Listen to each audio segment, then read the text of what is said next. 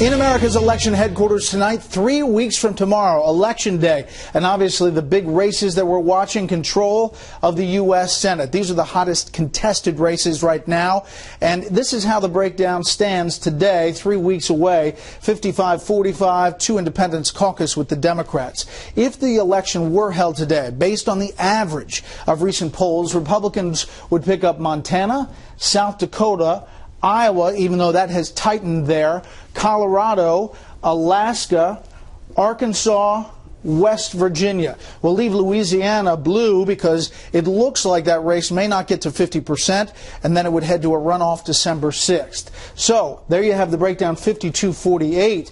But if you go by the average of polls today, you would have to give Kansas to the independent, who might caucus with the Democrats. Still, 51-49. Republicans would control the U.S. Senate as of today, the average of those polls. Let's get the latest on some of these big races and what experts are predicting from Chief Congressional Correspondent Mike Emanuel. About 3 weeks out from Election Day, statisticians and analysts say it's looking more likely Republicans will win back the majority in the Senate. Nate Silver's 538 blog gives Republicans a 59.8% chance. The upshot from the New York Times has the GOP at about 68%, and the Washington Post Election Lab goes much bigger, 94%. Democratic strategist Joe Trippi predicts the Republicans will pick up between 5 to 8 seats, with 5 not being enough and 8 representing a big win. It's a very tough call right now because of places that we thought they had in the bag that Democrats are, that they haven't been able to put the Democrats away in those races. One reason for the uncertainty is the number of razor-close races, including Iowa, Arkansas, and Alaska. In Iowa, the Real Clear Politics average of recent polls has Republican Joni Ernst leading Democrat Bruce Braley 45.2 to 44.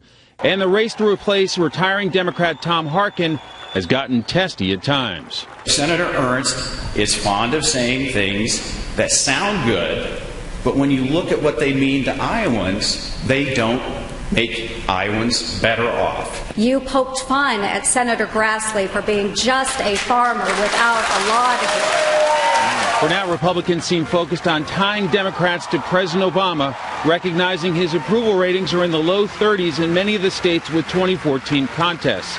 But nobody seems to be taking anything for granted at this point.